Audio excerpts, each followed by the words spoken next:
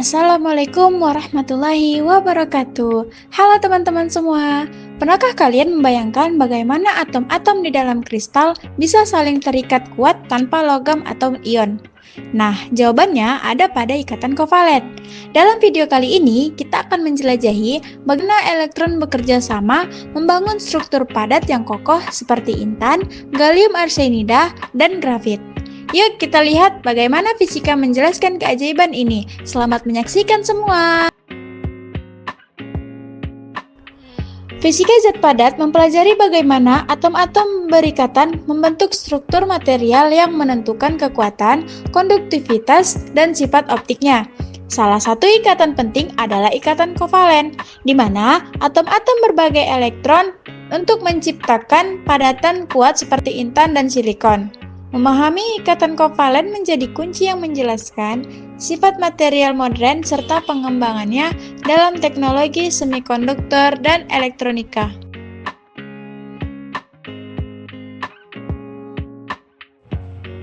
Selanjutnya, kita akan masuk ke pembahasan konsep dasar ikatan kovalen dalam kristal. Ikatan kovalen adalah ikatan yang terbentuk akibat proses berbagi dua elektron antara dua atom, di mana setiap atom akan menyumbangkan satu elektron. Mekanisme pembentukan ikatan ini melibatkan tumpang tindih dan penggabungan dari dua orbital elektron yang berasal dari masing-masing atom.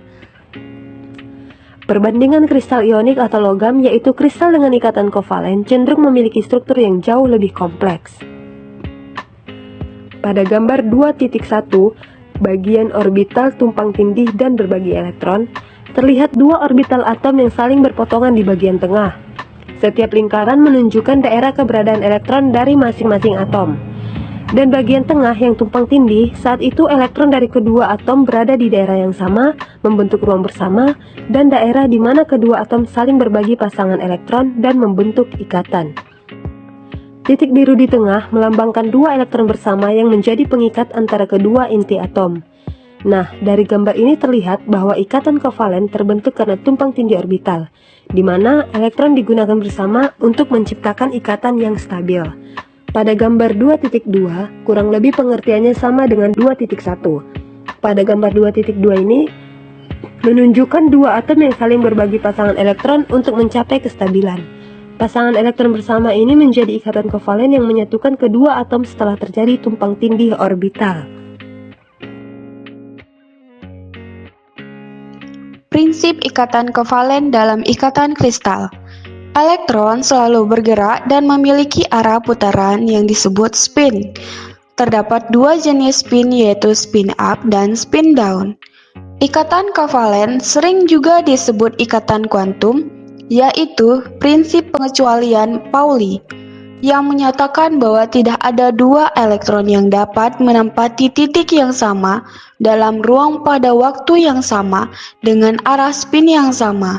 Dalam ikatan kovalen, dua elektron menempati volume ruang yang sama setiap saat, sehingga keduanya harus memiliki spin yang berlawanan.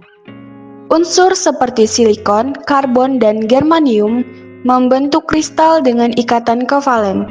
Setiap atom memiliki 4 elektron valensi pada kulit hibrida sp yang terdiri setengah. Kulit sp merupakan hasil hibridisasi antara orbital s dan p. Hibridisasi itu adalah pencampuran orbital atom untuk membentuk orbital atom hibrida baru. Terdapat 3 jenis ikatan kovalen yang dapat dilihat di gambar. Yang bagian A, yaitu 4 ikatan tunggal dengan sudut masing-masing sekitar 109,5 derajat. Bagian B, jenis ikatan kovalen 1 ikatan rangkap, 2 dengan sudut 120 derajat. Bagian C, jenis ikatan kovalen yaitu ikatan rangkap 3 dengan sudut 180 derajat. Contoh ikatan kristal kovalen. Yang pertama, intan. Intan dihasilkan dari konfigurasi atom karbon, yaitu memiliki nomor massa 6. Menghasilkan konfigurasi 1s², 2s², 2p².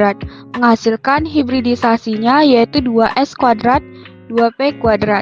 Dapat disimpulkan menghasilkan hibridisasi sp⁻3. Kemudian jenis ikatannya ikatan kovalen yang sangat kuat. Artinya ikatan kovalen antar karbon yang berdekatan di setiap lapisan cukup kuat.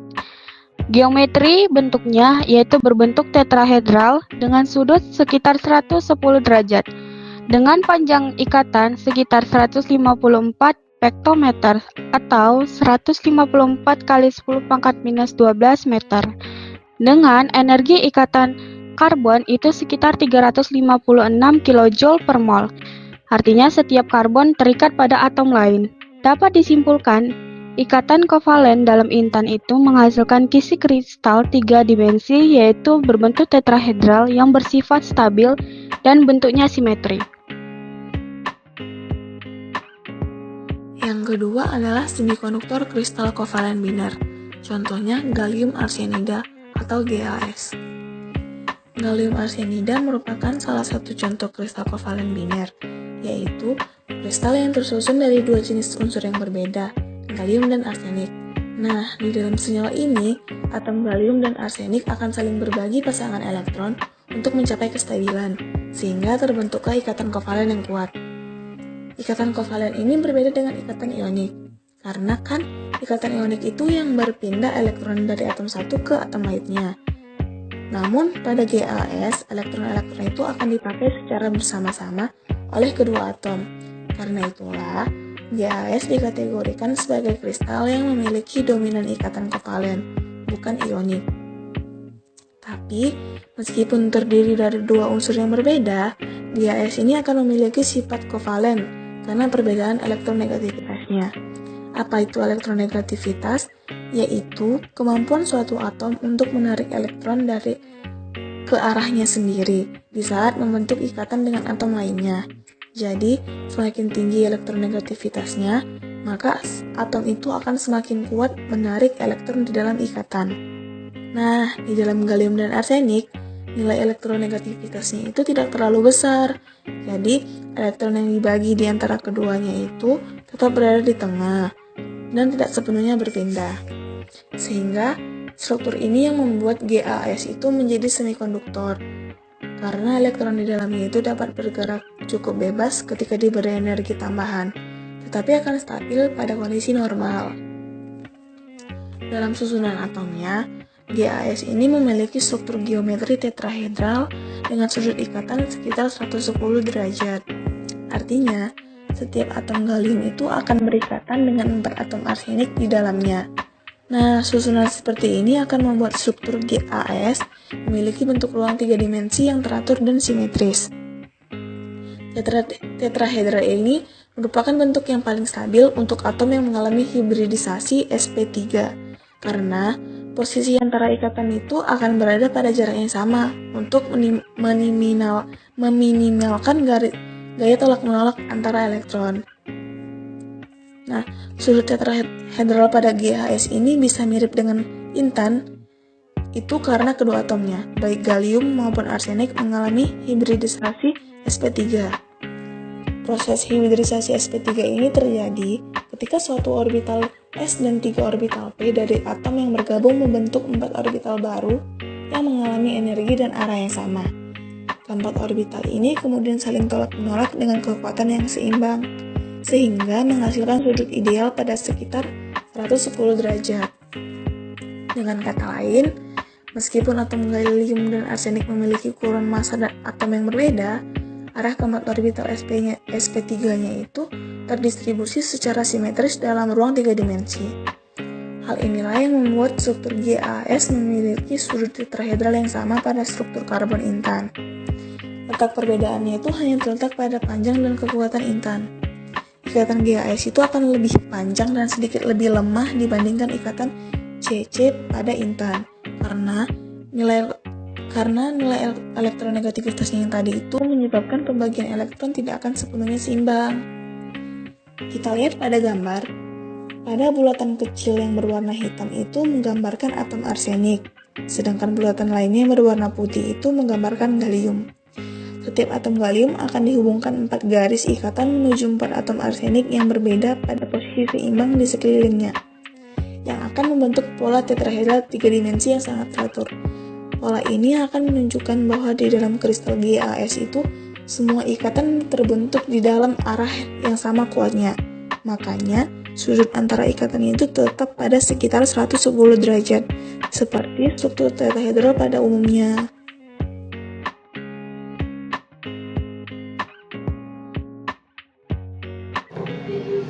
Baik, selanjutnya grafit.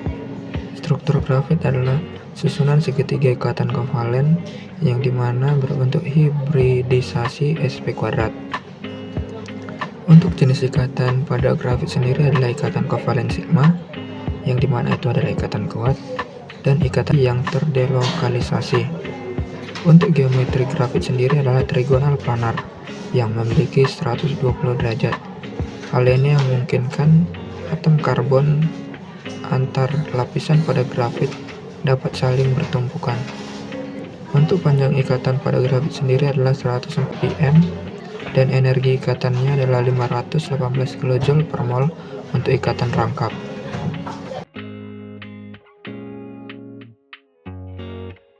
Oke, selanjutnya itu ada sifat fisik dan elektron kristal kovalen. Nah, yang pertama itu sifat kekerasan dan kekuatan. Intan memiliki tingkat kekerasan yang paling tinggi karena strukturnya itu berbentuk tetrahedral 3 dimensi yang sangat simetris dengan ikatan kovalen yang kuat di setiap arahnya. Sebaliknya, grafit justru paling lunak karena antar lapisannya itu hanya terikat oleh gaya van der Waals yang lemah sehingga mudah terkelupas. Yang kedua yaitu ada sifat titik leleh. Nah, kristal kovalen itu memiliki titik leleh tinggi karena ikatan antar atomnya itu kuat. Tetapi yang paling tinggi itu adalah intan di sekitar 4000 Kelvin karena ikatan karbon-karbonnya itu merupakan salah satu yang terkuat di alam. Yang ketiga itu ada sifat optik. Nah, jadi secara optik itu intan itu bersifat transparan karena memiliki band gap yang lebar. Nah, band gap itu jarak energi antara pita valensi dan pita konduksi. Sebaliknya, gas tampak buram karena band gapnya itu sempit. Sedangkan grafit itu hanya dapat mengantarkan cahaya karena elektronnya itu terdelokalisasi, yaitu elektronnya itu tidak terikat pada satu atom saja. Yang keempat itu ada sifat konduktivitas panas. Nah, untuk konduktivitas panas itu, intan dan grafit sama-sama memiliki nilai yang tinggi. Hal ini disebabkan karena getaran kisi atau ponen dapat merambat dengan efisien di dalam struktur yang teratur. Namun pada gas, konduktivitas panasnya itu lebih rendah karena perbedaan massa atom menghambat perambatan dari ponon. Yang kelima itu ada sifat listrik. Nah, sifat listrik itu ditentukan oleh struktur dari elektroniknya. Intan itu berperan sebagai isolator, gas itu sebagai semikonduktor, dan grafit itu sebagai konduktor karena dia memiliki elektron bebas. Nah, jadi secara umum, sifat fisik dan elektronik dari kristal kovalen itu sangat bergantung pada jenis dan kekuatan ikatan antar atomnya, serta keteraturan struktur kristalnya. Oke, kita akan masuk kepada aplikasi kristal kovalen dalam kehidupan sehari-hari. Yang pertama, perangkat elektronik modern seperti smartphone dan laptop yang sangat bergantung pada chip prosesor yang terbuat dari kristal silikon. Yang kedua ada lampu LED yang kini banyak digunakan untuk penerangan rumah dan layar televisi yang memanfaatkan material semikonduktor seperti gallium nitride dan gallium arsenida. Yang ketiga ada lithium ion. Dalam ponsel dan laptop menggunakan grafit sebagai anodanya. Terus yang keempat ada perhiasan berlian memanfaatkan sifat optik dan mekanik intan yang memiliki indeks bias yang tinggi dan kekerasan yang ekstrim, sehingga membuat tahan gores dan memiliki kilauan yang istimewa. Dan yang kelima ada panel surya untuk pembangkit listrik. Energinya terbarukan menggunakan silikon kristalin yang mampu mengkonversikan foton matahari menjadi energi listrik melalui efek fotolistrik.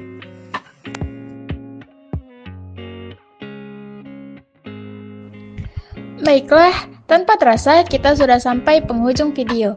Saya akan merangkum kesimpulan dari video yang telah dijelaskan, yaitu pertama, ikatan kovalen adalah ikatan kuat yang terbentuk dari penggunaan bersama elektron dan menjadi dasar kestabilan struktur kristal.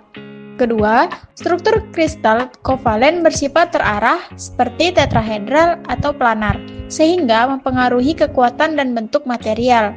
Ketiga, perbedaan struktur kovalen menghasilkan sifat yang beragam, mulai dari isolator seperti intan, semikonduktor seperti GaAs, hingga konduktor seperti grafit. Keempat, material kovalen banyak digunakan dalam teknologi modern, seperti silikon untuk chip, grafit untuk baterai, dan intan untuk alat presisi serta perhiasan. Dari video terdapat saran yang harus diperhatikan, yaitu diperlukan mempelajari ikatan kovalen untuk menjadi dasar dalam fisika zat padat.